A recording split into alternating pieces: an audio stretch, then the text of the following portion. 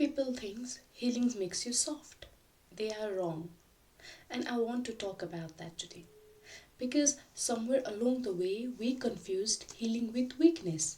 We confused doing the work on ourselves with becoming passive, gentle to the point of being a pushover. Like if you have been to therapy, or you have read the books, or you have done the journaling, somehow you are supposed to just absorb everything, smile through it, let it go. But no. See, healing doesn't make you soft. Healing makes you sharp. It makes you clear. It makes you the kind of person who knows exactly what they will and will not accept, and is no longer afraid to say it out loud. So stay with me, because this one is going to hit or shift something from you. Hey everyone, welcome back to the place you come to listen, learn, and grow. I am Swati, and today we are unpacking one of the biggest misunderstandings I see, especially in people who are actively growing: the myth. The myth is this: that if you are healed, you don't get hurt, you don't get angry, you don't have bad days, you just float above it all with good vibes and horribility. And I get it. I used to believe that too. I thought the goal of healing was to reach this place where nothing rattled me, where I was so emotionally involved that I just glided. But here is what I actually found: the more I healed, the more I felt, not less. I'm gonna say this again. The more I healed, the more I felt, not less.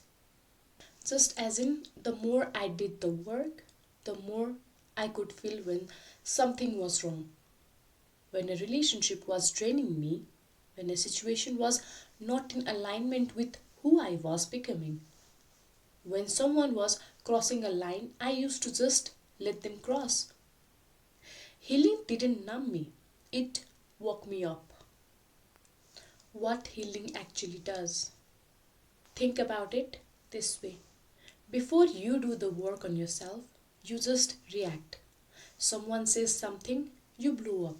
Someone leaves, you beg them to stay. Someone disrespects you, you either explode, or you just say nothing because you are so used to it you don't even notice anymore. That's not strength, that's survival mode.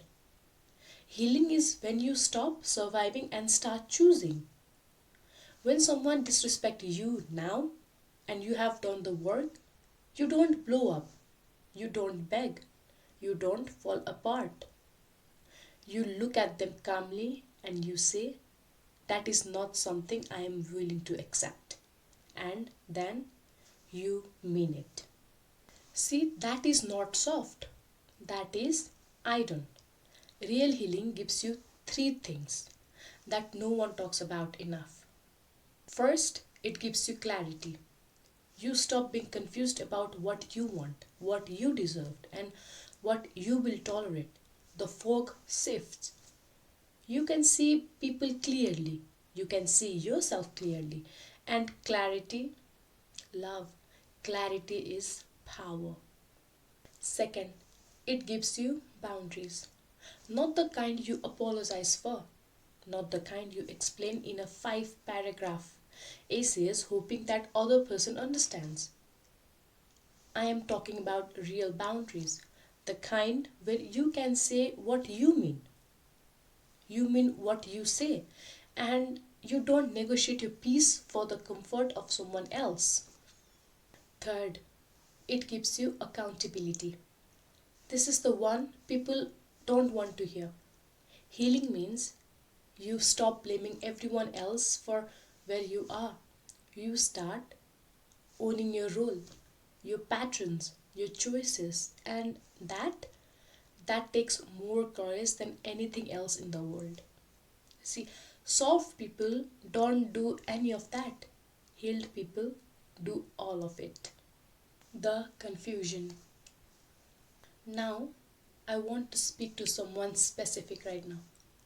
Maybe you have started your healing journey and people around you have said, you have changed. You are not the same.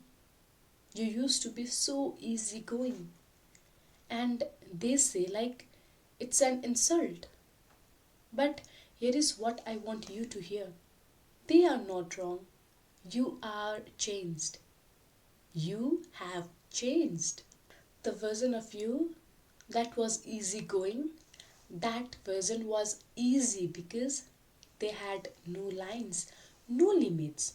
They were easy because you had learned somewhere, somehow, that your needs come last, that keeping the peace was more important than having peace. That is not easygoing, that's erosion. When you heal, you stop eroding yourself to make space for everyone else. And that feels threatening to people who benefited from you having no boundaries. Let me say that again. Your healing will feel like a problem to people who relied on you having one. And that's okay. That's information. That's not a reason to shrink back. That's a sign you are growing in the right direction. What real strength looks like. So, what does healed strength actually looks like in real life? It looks like leaving the room when a conversation becomes disrespectful, not because you can't handle it, but because you have decided you don't have to. It looks like not explaining yourself to people who have already decided how they see you. It looks like crying when you need to and then getting back up fully, not dragging the weight of yesterday into today. It looks like forgiving someone, not to let them back in, but to let yourself move forward. Forgiveness from a healed place is not a gift you give them, it's a weight you put down for yourself.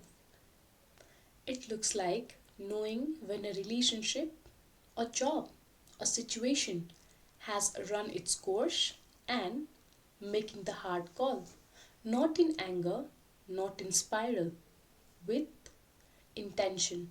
That is not soft. That is the most sophisticated kind of strength there is. Here is what I want you to take away from today. Healing is not the process of becoming someone's who accept everything.